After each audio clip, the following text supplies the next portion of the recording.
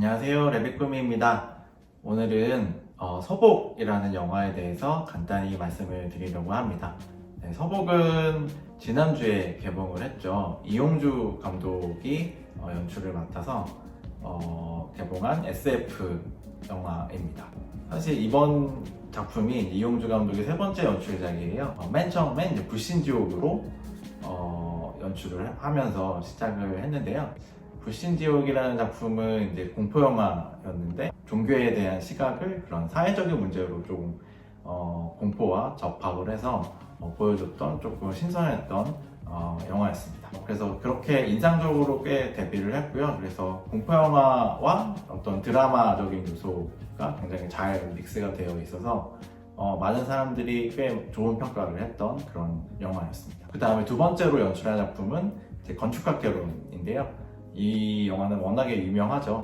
수지와 이재훈 배우가 등장을 해서 약간 첫사랑의 그런 느낌, 그리고 그 정서, 그런 것들을 굉장히 잘 살려서 흥행도 굉장히 했고, 그리고 어떤 연애와 관련된, 첫사랑과 관련된 어떤 바이블 같은 그런 영화라고 할 수 있습니다. 네, 이번에 서복이라는 작품으로 이제 세 번째 연출을 했는데요. 서복이라는 작품은 조금 전에도 말씀드렸던 것처럼 SF 액션이라는 표피를 가지고 있고, 그 안에 이제 드라마적인 요소를 넣어서 복제인간이라는 주제를 조금 쉽게 풀어서 이야기하는 영화입니다. 전작들에서 알 수 있듯이 이용주 감독은 약간 드라마적인 요소를 강조해서 차곡차곡 이제 쌓아 나가서 감정을 조금 터뜨리게 하는 그런 서사를 보여주는데요. 이번 서복에서도 약간 SF나 액션은 약간 정말 배경적인 부분이고 표피로 남아 있고요. 드라마적인 요소가 굉장히 강한 영화라고 할 수 있습니다. 지난주에 플랫폼하고 그리고 극장에서도 개봉을 해서 많은 분들이 지금 보고 계신 걸로 알고 있어요. 이미 보신 분들도 있을 거고요. 주인공으로는 이제 공유 배우가 이제 주인공을 맡고 있죠. 사실 공유 배우는 굉장히 얼굴도 잘생겼고, 그 다음에 최근에는 굉장히 연기도 잘 하고 있어서 많은 사람들이 이제 그 연기력을 인정하는 배우가 됐죠. 처음에 동갑내기 과외하기라는 영화에서 이제 약간 껄렁한 양아치 연기를 해서 굉장히 웃음을 주기도 했는데요. 근데 그때도 이제 연기가 조금 어색함이 있었죠. 아무래도 데뷔작이니까. 그 뒤에 이제 여러 가지 연기 변신을 하고 있어요. 무관이에서 굉장히 좋은 연기를 보여줬고, 조금 이전과는 다른 그런 톤의 연기를 보여줘서 굉장히 좋은 반응이 있었고요. 그 다음에 용의자 같은 데서 액션 장면도 굉장히 소화를 많이 했고, 밀정에도 출연을 해서 드라마적인 그런 감정이 담긴 연기 같은 것들도 굉장히 잘한다는 걸 보여줬습니다. 부산행에도 출연해서 그런 흥행적인 요소를 갖춘 영화에도 굉장히 출연을 잘 하고 있죠. 그 뒤에 드라마 도깨비 같은 데서 출연해서 또 굉장히 좋은 반응이 있었고요. 이제 그 다음에 택한 영화가 서복이 되겠습니다. 그리고 그 서복 역할로 등장하는 그 박보검 배우가 나오는데요. 박보검 배우는 사실 영화보다는 드라마 쪽에 많이 출연을 했었고, 영화에서는 끝까지 간다나 차이나타운 같은 데 출연을 했는데 비중이 그렇게 크지 않아서 서복으로 이제 굉장히 비중 있는 역할을 하는 거는 영화에서는 거의 처음인 것 같습니다. 그 이전에도 작품은 있었지만 사람들이 많이 보지 않은 작품이거나 그랬었기 때문에 영화에서 조금 주목을 끄는 그런 역할을 맡은 거는 이번 서복이 처음입니다. 이 영화는 복제인간이라는 SF의 소재를 가지고 와서 그 안에서 죽음과 그리고 삶이라는 거에 대해서 이야기를 하고 있는 영화입니다. 박보검이 연기하는 복제인간 서복은 영화 내내 이제 실험체로 실험을 당합니다. 서복을 만든 과학자인 엄마라고 부르는데, 그 여자 박사를 제외하고는 나머지는 서복은 굉장히 물건처럼 취급을 하게 되고요.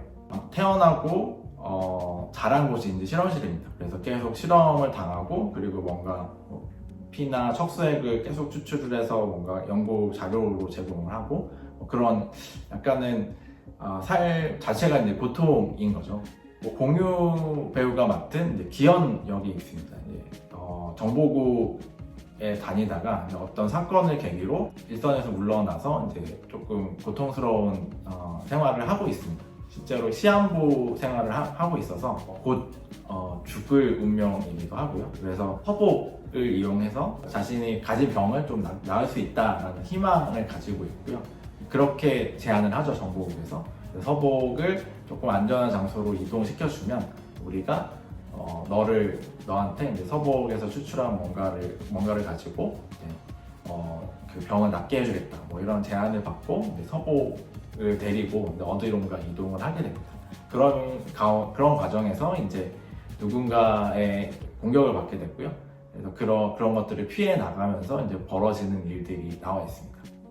영화 안에서 그런 액션 장면이나 상황 같은 것들이 굉장히 긴박한 상황이 있긴 있는데요. 생각보다는 드라마적인 요소가 강하기 때문에 액션의 비중이나 뭐 그런 장면들이 많지 않아요. 그리고 이게 비용이 굉장히 많이, 제작비가 많이 들었던 걸로 알고 있는데, 뭐 마지막에 그런 하이라이트 장면도 그렇고 클라이막스 장면도 그렇고 생각보다 액션으로 볼만한 그런 즐길만한 볼거리들은 그렇게 많지 않았던 것 같아요. 복제인간인 서복이 가진 능력도 보여주긴 하지만 그게 약간 너무나 파워풀해서 이제 조금 일방적으로 느껴지기도 하고요. 아까도 말씀드렸던 것처럼 서복은 사실 삶 자체가 고통스러운 인물이죠.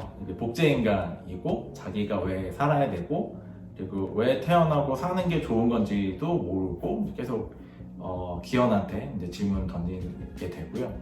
그리고 기현은 삶을 이어가려고 하지만 사실은 이 파트너였던 그 인물을 이제 죽게 만들었다는 죄책감 때문에 이제 또 사는 것 자체를 이제 고통스러워하는 인물입니다. 그래서 영화 속에서 서복하고 기현이 이제 가까워지면서 이제 조금씩 가까워지는데 얘기도 하고 그러면서 이제 여러 가지 질문들을 던지는데 그게 이제 죽음이 왜 무서운지 그리고 삶이 왜 좋은지 이거부터 시작해서 과연 삶이 이어지는 게 좋을까? 라는 질문으로 이제 자연스럽게 이어지게 되죠. 그래서 서복은 오래 살면 뭐가 좋죠? 그러니까 서복은 사실 영화 속에서는 죽지 않는 존재로 그려져요. 특별히 뭐 총을 맞거나 뭐 이런 사고가 없다면. 근데 그런 질문을 계속 이어가면서 이제 오래 산다는 거에 대한 의미 그리고 죽는다는 거의 의미. 그러니까 죽음이 만약에 없다면 그것도 사실 고통스러운 거잖아요. 실제 우리의 삶 자체가 고통을 배제할 수 없잖아요. 삶 자체가. 그래서 그런 것들을 이제 두 캐릭터를 이용해서 이제 메시지들을 이제 전달하려고 했던 것 같습니다.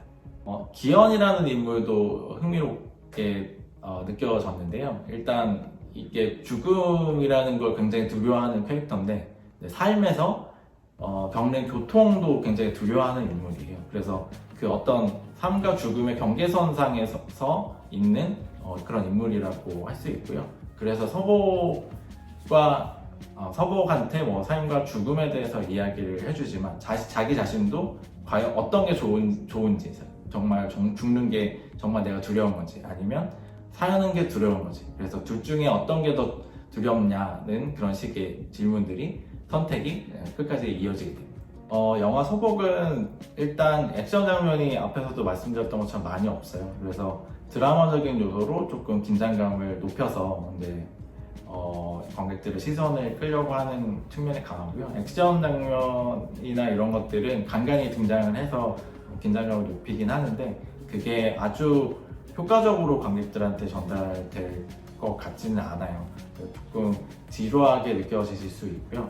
그래서 약간 이 서복과 기현의 대화나 그런 것들에서 어떤 약간 철학적인 그런 질문들에 대한 고민을 같이 가질 수 있다면 영화를 볼 때 좀 흥미롭게 보일 수 있을 것 같고요.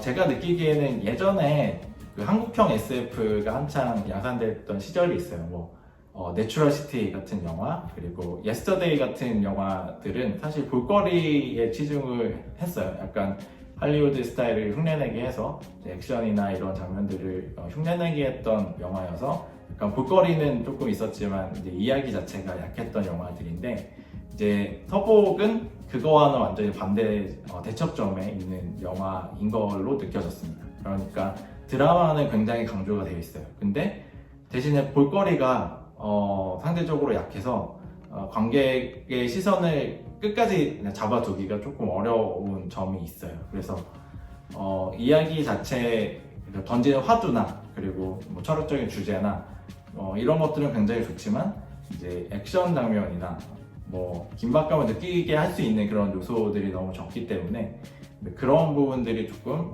아쉽게 느껴졌습니다. 그리고 공유와 이제 박보검 배우의 연기도 굉장히 좋아요. 공유 배우는 원래 이제 굉장히 잘하는 배우고, 생각보다 그 서복을 연기한 박보검 배우도 굉장히 서복하고 굉장히 잘 어울려 있습니다. 이게 복제 인간이고 사실은 세상에 대해서 잘 모르는 그런 인물일 텐데, 그런 캐릭터를 굉장히 아리송한 표정으로 이제 여러 가지 질문을 던지고 천진난만한 그런 느낌의 연기를 하고 있어서 굉장히 이 서복 영화하고는 박보검 배우가 굉장히 잘 맞았던 것 같습니다. 결말에서 기현이 이제 선택을 하는 부분이 있는데, 결국에는 더 두렵지 않은 걸 선택을 하게 돼요. 근데 그게 어떻게 보면은 기현이 남은 삶에서 찝어지고 가야 할 그 고통이라고 전 느꼈거든요. 그게 너무 커서 영화를 보고 나면은 굉장히 좀 찝찝한 느낌이 듭니다. 약간 우울하기도 하고요. 그래서 어쨌든 이 영화가 이제 뭐 액션의 쾌감이나 이런 것들은 적고, 그리고 드라마로 보여줄 수 있는 그런 울림이나 이런 것도 사실은 그렇게 크지 않아요. 그러니까 메시지는 굉장히 던지는 메시지는 굉장히 명확하고 단순하고 다 알아듣겠는데, 나머지 부분들은 조금 아쉬움이 있어서 저는 조금 아쉬웠던 영화였습니다. 오늘은 서복이라는 영화에 대해서 간단히 말씀을 드렸고요. 다음에 또 다른 영화로 말씀드리도록 하겠습니다. 제 레비꾸미 채널 구독과 좋아요 부탁드리고요. 그리고 제 브런치에 오셔서 여러 가지 영화 리뷰들도 읽어주시면 감사하겠습니다. 감사합니다.